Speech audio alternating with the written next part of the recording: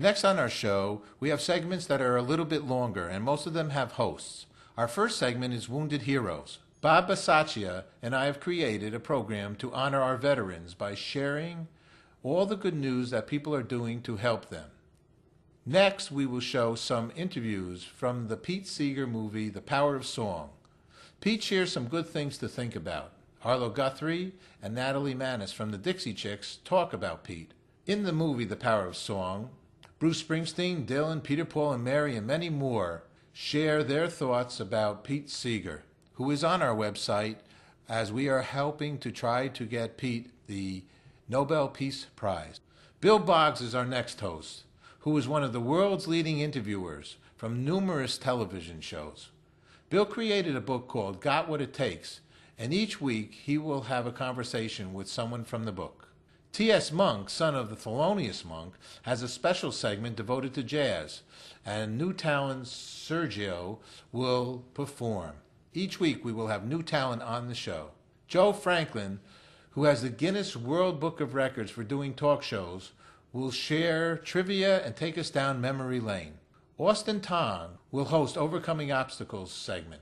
Austin's enthusiasm for life is enlightening, as he has had to overcome a major car accident. Austin took many takes for his introductions, but he never gave up.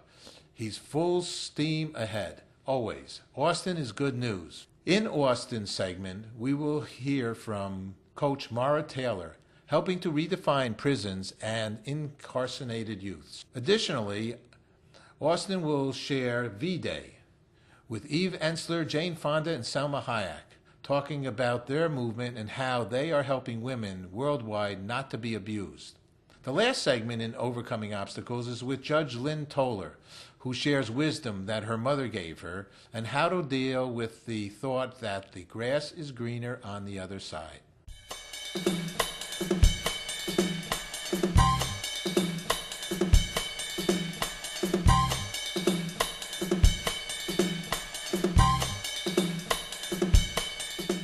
I'm here with Bob Baccacia. Hi, Bob. How you doing, Paul? I'm doing real well. Well, you know, we're putting together a TV series called Wounded Heroes.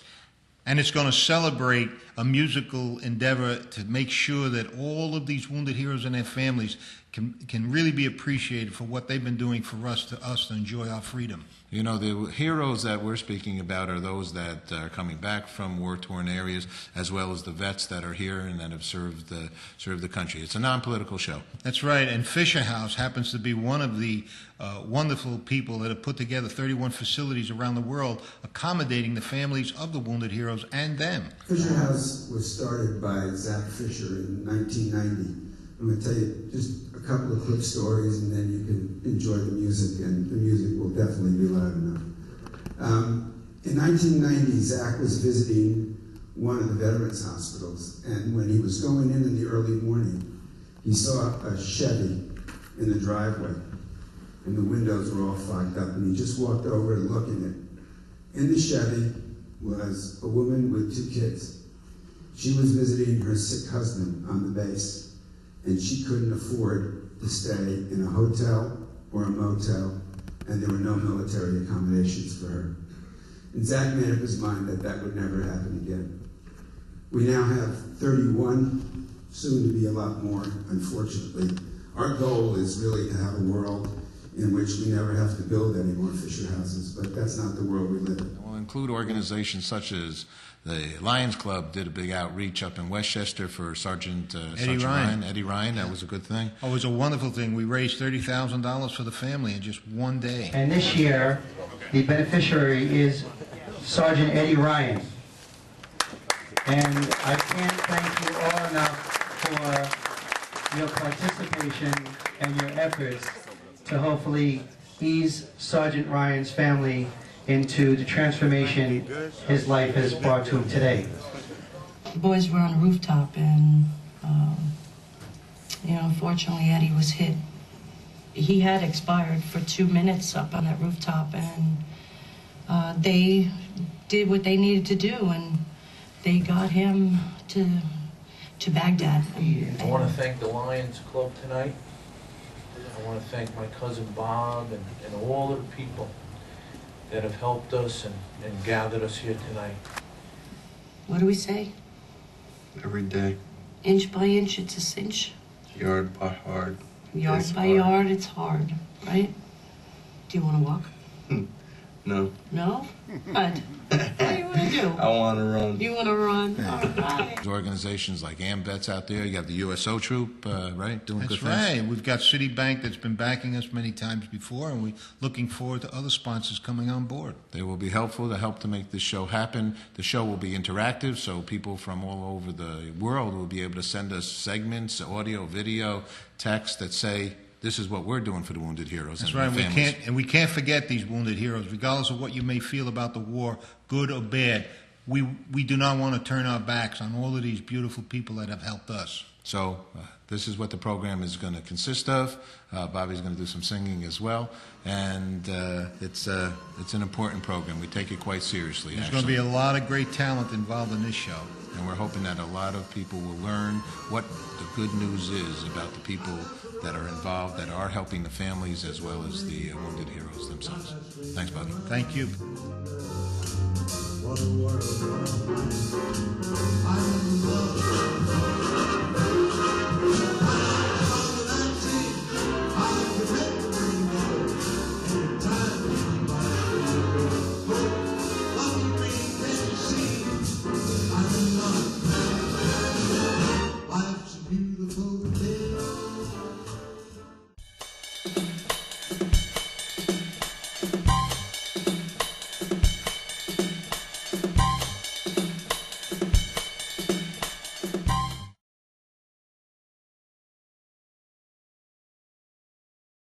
We can learn how to communicate with people we think we disagree with.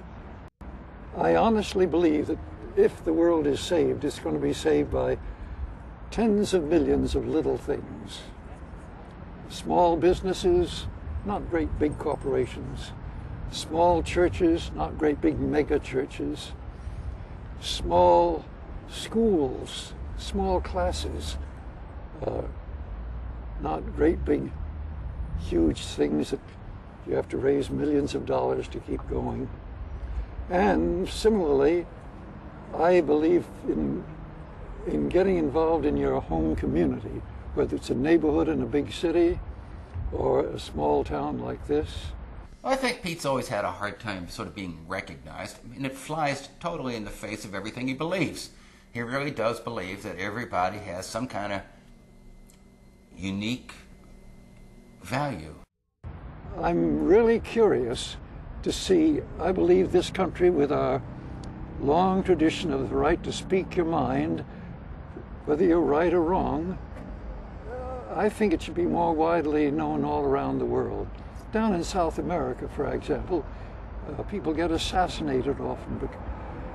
It happens up here occasionally, as we know. Dr. King got assassinated. Robert Kennedy got assassinated.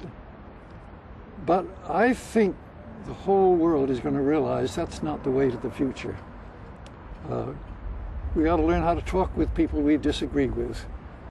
You know, that's what music's always been, is someone's voice. And in the 60s and in the time of Vietnam, when you see how long that went on, and there were so many people against it, and what changed the government's mind and what they did about that was the people.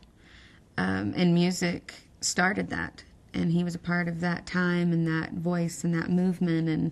And I really believe that that is a time in our history where citizens did change something and had a huge impact on stopping the war and bringing people home finally. And I think a lot of times in history, that's what's happened. It's when people get involved. I say, remember E.F. Schumacher said, small is beautiful. And a great scientist at the Rockefeller Institute, René Dubos, says, you can think globally, act locally. Right where you are, with your neighbors next door, with your family, with the people down the street. It's just great that this movie is being made for people to be reminded of what happened to Pete or learn what happened to Pete. So that I think those are the things that make you not, being aware of what happened in the past makes, I think hopefully makes these things not happen again. And just the awareness, you know, and I don't think a lot of people, I don't think a lot of young people are aware of what he went through individually. They know about the anti-war movement and these things, but they don't know the details of his story and just how he overcame things. But, you know, his goal wasn't even to overcome things. He was just being himself. And his wife is so great in it as well. They're such a team, and he was just being. And it's hard to imagine hating someone for just being. Oh, I'm very happy to be alive. I'm lucky that people will sing along with me. I feel very lucky to live in a country that has a First Amendment to the Constitution that says you got a right to speak your mind. He's a living testament to the First Amendment, and, you know, you can't just say you have rights. You have to use them to prove that you have them and to make them rights. You do what you can. Do what you can. Never can do as much as you'd like, but do what you can. I just kept thinking about how everyone needed to know who he was and his story, and, you know, how are you going to get everyone to see this documentary? This little light of mine, I'm gonna let it shine. This little light of mine, I'm gonna let it shine. This little light of mine, I'm gonna let it shine. Let it shine, let it shine, let it shine.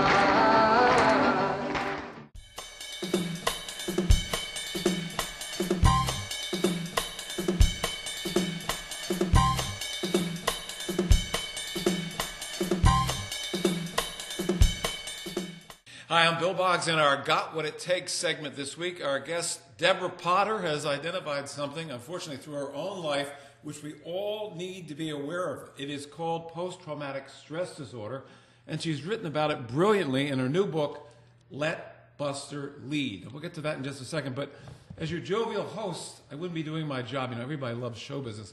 I have to tell you just a little bit about Deborah Potter's background. Her mother, she is literally from Hollywood royalty. Her mother was the Academy Award-winning actress, Joan Fontaine. Her aunt was the Academy Award-winning actress, Olivia de Havilland. Her father, William Dozier, was behind some of the greatest shows in the history of television, Studio One, Playhouse 90, You Were There, and he was a producer and the narrator of the camp 60s TV series, Batman. Holy pedigree! Yes! Miss Potter. Wow! We'll get to that, obviously, in a little while, because that's a fascinating life history. But first, the post-traumatic stress disorder, something I've heard the term, usually associated with the military. Your story is a fascinating one.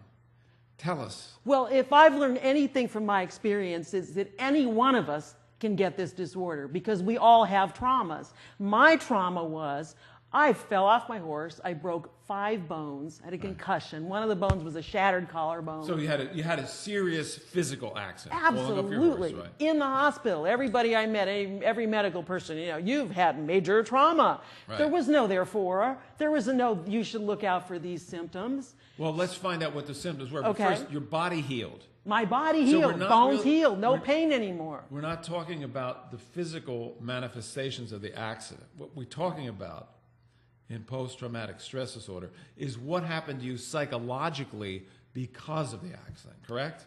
That's right. Right. Actually, in PTSD parlance, they refer to it as a physiological disorder, very much the way our fingers go near a candle and we do that. Right. What happened to me was somebody would try to touch me or come close to me and I'd flinch. This is after you're healed. So After I was healed, I had no physical pain at all. I was still absolutely terrified of anyone touching me. I was so terrified, I eventually stopped going out of my house. So one always hears the story, get back on the horse again.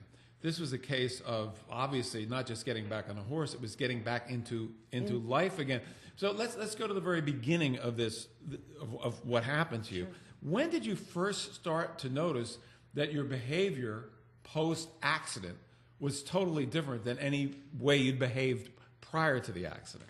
Well, I first started noticing it because I was under a lot of stress at the time. I was doing different things. I started getting really grouchy, really crabby. I mean, it was like PMS on steroids here. Right. But when my husband would walk in a room, I'd scream. When a car would start coming towards me, I'd scream. When my husband went to touch me, I would absolutely scream. It's not good for the marriage. This was that terrible element. for the That marriage. element of it could have a negative effect on the marriage. Bill, I almost ruined a fantastic life because I didn't know what I had. Okay. I didn't know I had a disorder that's easily treatable. What I got in reading Let Buster Lead, and of course we'll find out who Buster is and what you mean by that. There's also it's a dog. It's also a metaphor as well. What I found out here, what I learned here, and the news here that's important is that post-traumatic stress disorder is frequently undiagnosed. Oh, most of the time it isn't. What are some of the symptoms, quickly? Living the disorder over and over again. My story talks about what it looks like and what it feels like mostly. What it feels like is you go through the events over and over again in your mind. Right. You're adverse to being touched, emotionally withdrawn, very hypervigilant, very aware of sounds. To whom do you turn for especially. help if you're starting to identify, you or your husband or your family is starting to identify these characteristics? Well, anybody who starts feeling these things, I would first go to my website, letbusterlead.com. Letbusterlead.com. Because Buster is the dog who actually saw you sorry. through this. Yes, he is. And the symptoms are in the website. And then there are organizations that my website can lead you to help people, get diagnosed first of all, right. and get treatment, because there's very specific treatment for PTSD, and it's very effective. Good. We don't have to live with this. We don't have to go through life with this. And in our final minute here, I want to ask you a similar question relating to your family. And we've introduced you in terms of, let's take your mother, Joan Fontaine, your father, William Dozier. One of the toughest businesses in the world is show business. Hollywood is an amazingly tough town. Your mother, Joan Fontaine, went through the studio system. What did you see your mother and father relying on in terms of their personal characteristics? What did it take for them to prevail against many difficult situations that they were faced with in their lives? First of all, work hard no matter what. Focus on your work no matter what. And don't let things get you down. It is so easy for us to want to withdraw and want to shy away and want to back away. And as you know, Bill, being a show business pro yourself, you can't. You just got to let Buster lead. You got to move forward. You've just got to go for it. Your final question is the metaphor in Let Buster Lead. Buster is the name of the dog, your beloved dog. You wrote the book out of motivation of how much he helped you. But Buster also means something else to you. Well, my Buster was my pet, and he became my service dog. He actually really did get me back into society. And it's a metaphor for go ahead, let the universe, let society take you forward when you're afraid. There's so much help both spiritually and in the form of someone who loves you, like your family or your beloved dog, to get you through it, to get you ahead. Go ahead. Go ahead. Well, let it all lead. The book should be read. Discovering Love, Post-Traumatic Stress Disorder, and Self-Acceptance. Let Buster Lead. I'm Bill Boggs. On our segment next week, we have a true leader of business, a visionary, Sir Richard Branson. And thank you very much, Deborah. Thank you, Bill.